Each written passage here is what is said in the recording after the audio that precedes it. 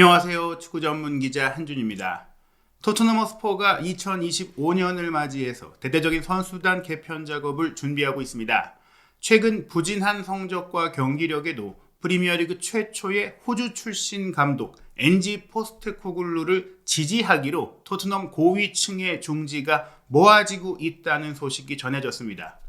1월 겨울 이적 시장에도 일본 프로축구 J리그를 잘 아는 J리그 챔피언 출신인 포스테코글루 감독의 요청 속에 일본 대표 수비수 이타쿠라코의 영입이 추진되고 있는 것으로 알려졌는데요. 유럽 축구 이적 시장 전문 기자죠. 파브리쇼 로마노 기자의 토트넘 이적설 최신 독점 정보와 더불어 토트넘의 이러한 행보가 손흥민 선수와의 결별을 암시하는 이유인 점 총정리하고 분석해드리도록 하겠습니다. 영국의 인터넷 매체 기브미 스포츠에서 파브리쇼 로마노의 정보를 통해 소개한 독점 기사입니다. 파브리쇼 로마노가 포스테코글루 감독의 경질과 관련한 많은 이들의 궁금증에 대해 내부 정보를 취재해 전달해 왔다라고 제목을 썼어요. 지금의 부진으로 인해 경질해야 한다라고 주장하는 팬들도 있고, 아니다, 믿어야 된다, 회장이 제대로 지원해주지 못해서 그런 거다, 이런 해외 팬들의 반응들이 엇갈리고 있는데요. 이 기사를 보면 파브리쇼 로마노 기자가 최근 실망스러운 프리미어리그 전반기 성적, 올 시즌 전반기 성적에도 불구하고 토트넘 허스퍼는 엔지 포스테코글루 감독을 계속해서 지지하고 신뢰하고 있다라는 내용을 전했습니다. 토트넘은 현재로서는 이 호주 출신의 전술가 포스테코글루 감독과 결별할 계획이 없으며 대신 고갈된 선수단을 보강하기 위해서 1월에 새로운 영입을 노리고 있다고 합니다.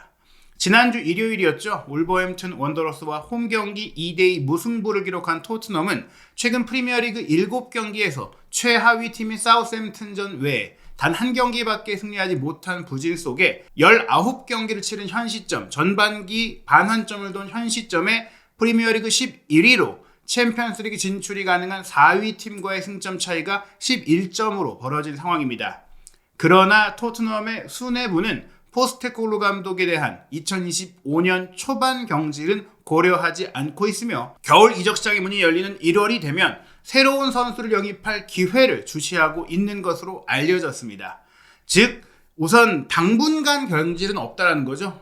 그 얘기는 계속해서 성적 부진이 이어지고 내용이 좋지 않고 그렇게 되면 물론 포스테코글루 감독이 물러나는 상황을 피할 수 없겠지만 1월 이적 시장이 열려있는 1월달 내지 그 선수들과 함께 경기를 치러볼 수 있는 2월달까지는 포스테코글루 감독을 믿어보고 기다려보겠다라는 분위기가 크다는 겁니다. 로마노 기자에 따르면 12월의 일정 부진은 부상 선수가 많아서 큰 타격을 입었기 때문이라며 1월 이적 시장이 중요할 거라고 말했는데요.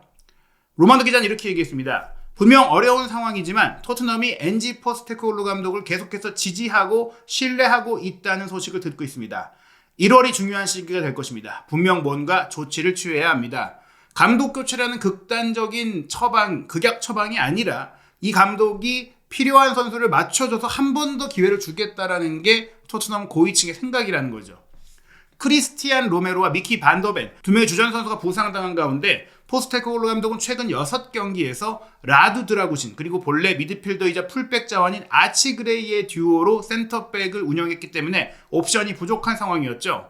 게다가 주전 골키퍼인 굴리에모 비카리오, 공격수 히샬리송, 또 전천후 베테랑 수비수인 벤 데이비스와 측면 공격수로 새로 영입했던 윌슨 오도베르까지도 장기 부상으로 인해 출전이 불투명하다 보니까 선수 보강 없이 감독에게만 뭔가 책임을 전가하기가 어렵다. 그런 분위기라는 거예요.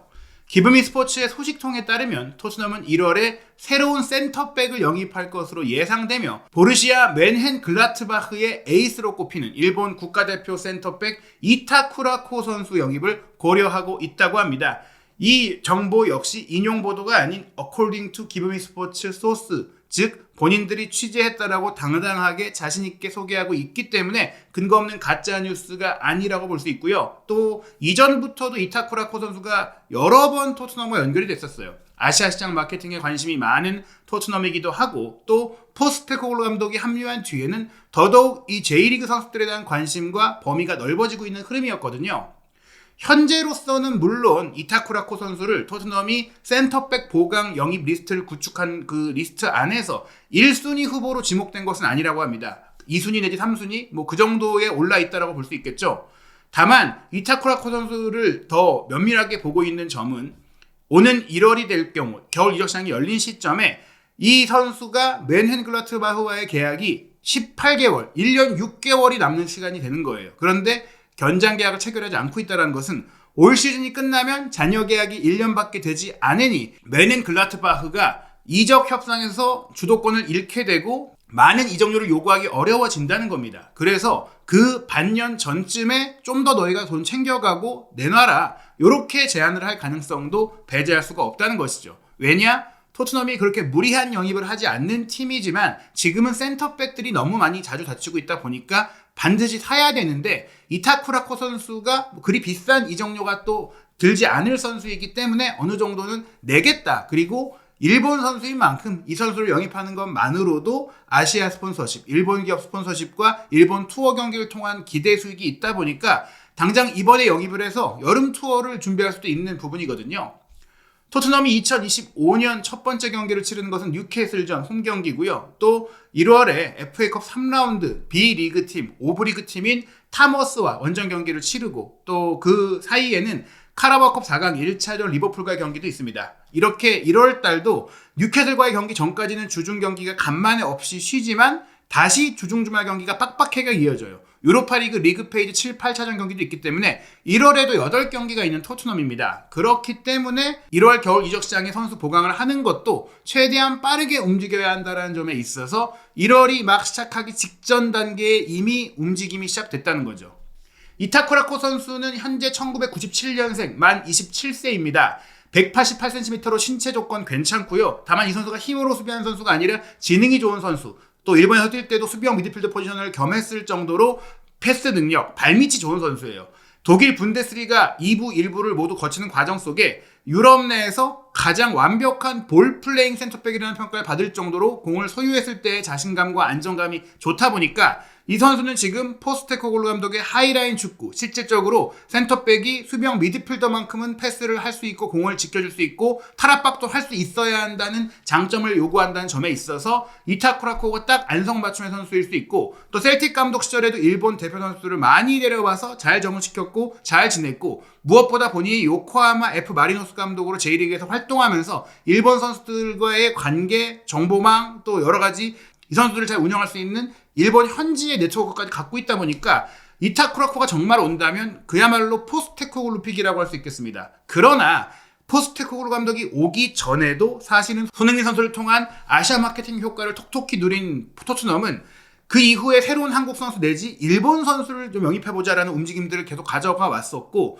또 수비수 영입을 무리뉴 감독 시절부터 콘테를 거쳐 지금에 오기까지도 계속 추구해 왔었고 그 감독들이 모두 빌드업이 되는 현대적인 수비수를 원해왔는데 유럽 안에 있는 선수들은 기량에 비해 이 아시아 선수가 비교했을 때 몸값이 너무 높다 보니까 이타쿠라코가 항상 리스트에 있었어요. 그 과정 속에서 또 하나 주목할 점은 이타쿠라코의 유럽 에이전시가 CAA 베이스라는 점. 손흥민 선수와 같은 에이전시인 것은 물론이고 토트넘의 레비 회장과 굉장히 막역한 관계에 있는 CAA 베이스의 에이전시 대표가 있고 그러다 보니까 메디슨 히샬리송도 CAA 베이스 출신이고 현재 포스테코글루 감독 맷 웰스 코치도 CAA 베이스 출신이에요. 즉 이런 지연까지 고려했을 때 이타쿠라코가 우선순위에 있는 다른 센터백의 영입이 난망할 경우 합류할 가능성이 꽤 높다라고 보는 겁니다. 이타쿠라코는 일본 선수이지만 분명히 좋은 커리어를 보내왔고 꾸준히 성공적인 커리어를 만들어온 선수예요.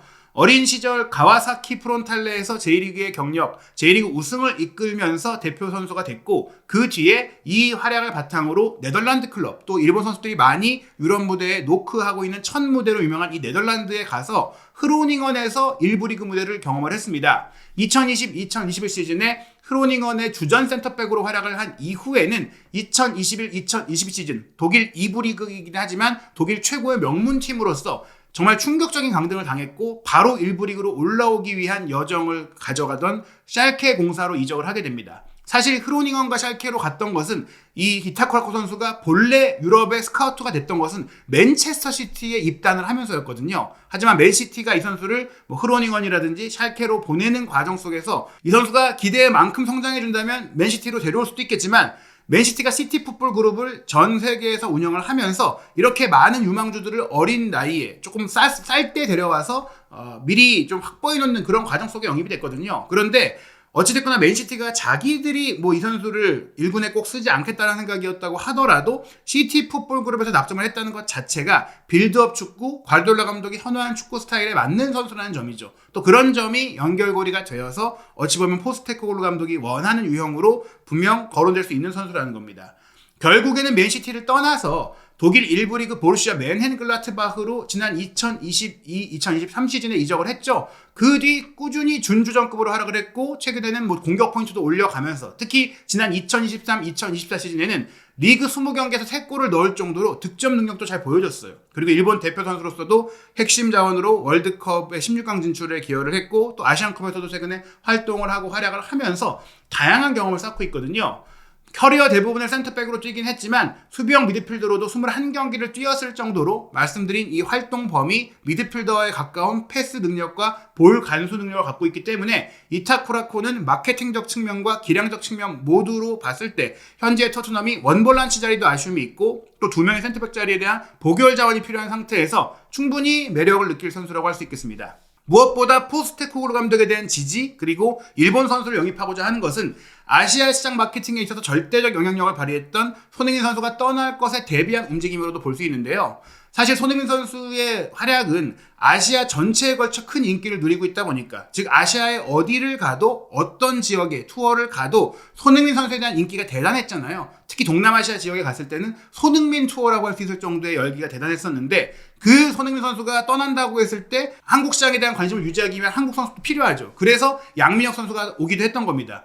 다만 양민혁 선수가 아직은 유망주인 단계이고 다른 아시아 지역에까지 영향을 미칠 수 있는 선수가 아니기 때문에 호주 지역을 기반으로 토트넘의 인기를 확산하는 데 역할을 하고 있는 포스테코글루 감독에 대한 지지도 그 과정 속에서 또 현재 토트넘의 제너럴 디렉터로 일하고 있는 스콘먼이 호주 출신으로서 또 스포츠 마케팅 분야에 있어서 또 이런 굉장한 성과를 낸 인물이다 보니까 경기력도 경기력이지만 이런 시장 가치, 시장성을 위해서도 이런 인물들을 유지하고 있고 그런 인물들을 또 찾고 있다라고 볼 수가 있어요. 손흥민 선수가 지난 여름에 한국에도 왔지만 한국에 오기 전에 일본을 들려서 빗셀고베와 J리그 챌린지컵 프리시즌 친선 대회를 치렀었잖아요. 일본 대표 선수가 온다면 이 일본 투어 역시 더 큰 규모로 더 많이 진행이 될 수가 있고 또 포스테코글루 감독이 왔기 때문에 부임 첫 시즌 마지막 경기를 치르고 나서 포스트 시즌 이벤트 매치를 또 호주에 가서 멜버른에 가서 뉴캐슬 유나이티드와 치렀던 적도 있습니다. 그런 점들을 생각한다면 앞으로 포스테코글루 감독을 통한 호주 투어 경기를 또 연속해서 가져가고 양민혁 선수를 통한 한국 시장 및 한국 투어 또 일본 선수를 통한 이타쿠라코 내지 쿠보까지도 계속 언급이 됐던 것은 일본 투어, 일본 시장을 또 활용하고 싶어하는 토트넘의 생각을 읽을 수 있는 대목이고 이 모든 것들은 사실 손흥민 선수 자체가 케인과 더불어 그냥 어떤 한 지역을 국한하지 않는 전 세계적인 축구 아이콘이자 프리미어리그의 아이콘이었는데 그 손흥민 선수의 시장 가치, 마케팅 효과가 사라진다는 것을 감안한다면 추후 선수 영입에서 뭐 지금 잉글랜드 대표 선수들도 자국 내에서의 토트넘의 인기를 좀 높이기 위해 유지하기 위해 영입이 추진되고 있지만 다른 나라 어찌 보면은 유럽이 아닌 좀 시장성이 있는 아시아 쪽의 선수를 노리는 하나의 이유가 될 수 있습니다. 지금 토트넘이 1순위 센터백으로 노리고 있는 것은 우즈베키스탄이 낳은 최고의 스타로 꼽히고 있죠. 압둘 코디르 후사노프 선수를 노리고 있다는 얘기들이 있는데요. 사실 뭐 우즈베키스탄 시장이 적극적으로 이런 경제적 이유로 노릴 만한 무대는 아니에요. 이 선수는 어린 나이, 겨우 20살인데 지금 프랑스 리그왕에서 최고의 센터백으로 평가를 받을 정도로 경기력이 좋죠. 우즈벡의 김민재라는 그 별명이 정말 과하지 않을 정도로 힘 좋고 빠르고 지능적이고 양발을 두루 잘 쓰는 이런 능력들은 정말 많은 팀들이 지금 후사노프를 노리고 있는 상황으로 이어지고 있는데요. 파리 생제르맹도 호사노프 영입을 노리고 있다고 하고 뉴캐슬도 노리고 있고 토트넘도 원하고 있다는 상황이다 보니까 댄킬 패트릭 기자도 영국의 런던 지역 신문 스탠다드를 기반으로 토트넘의 내부 소식을 잘 취재해서 이적에 관련된 조금은 공신력 높은 보도를 내놓는 기자인데 댄킬 패트릭도 토트넘이 후사노프를 지켜보고 관심을 갖고 있는 게 사실이라고 했거든요. 문제는 이 선수를 영입 경쟁에서 토트넘이 이길 수 있겠느냐. 기량 대비 몸값이 그리 비싸지 않은 점. 지금 2천만 파운드, 한 3천만 유로 정도면 영입이 가능할 것이다라는 얘기가 있고 이타쿠라코 역시 나이도 이제 20대 후반으로 가고 있는 만큼 또 계약 기간도 점차 줄어들고 있는 만큼 현재 트랜스퍼마크트에 설정된 1,500만 유로보다 낮은 액수, 한 1,000만 유로 정도로 충분히 데려올 수가 있는 상황이다. 그 정도라면 토트넘이 충분히 쓸 수 있는 금액이라고 볼 수 있거든요. 그래서 후산호프 영입을 추진해보고 안 되면 이타쿠라코를 데려오는데, 랑스가 올 시즌 도중에 후산호프를 내주고 싶어 하지 않는다면 이타쿠라코 선수를 1월에 임대 후 완전 의무 이적 조건을 포함해서 데려오는, 지출을 여름으로 미루되 그래도 장기적으로 이 선수를 찜해놓을 수 있는 계약을 추진할 가능성이 있어요. 최근 나오고 있는 토트넘의 1월 이적 시장 계획에 대해서는 토트넘의 내부 소식에 있어서는 가장 높은 공신력을 갖고 있는 인물이죠. 에이전트 출신인 폴 오키프가 자신의 소셜미디어를 통해서 많은 토트넘 팬들의 질문에 대답을 해주면서 새로운 정보를 소개를 했는데요. 이번 1월 이적 시장에 토트넘은 골키퍼, 센터백, 센터포워드, 윙어 포지션에 관심을 보이고 있다라고 이야기했습니다. 다만 이 선수들이 기본적으로 2개의 포지션을 소화할 수 있는 다재다능함을 요구받고 있고, 또한 포스테코글루 감독의 축구, 하이 인텐시티, 고강도, 하이 템포 축구를 할 수 있는 선수, 즉 이런 경기 안에서 부상 우려가 없고 또 잘 적응할 수 있는 선수로 리스트를 만들고 있다는 겁니다.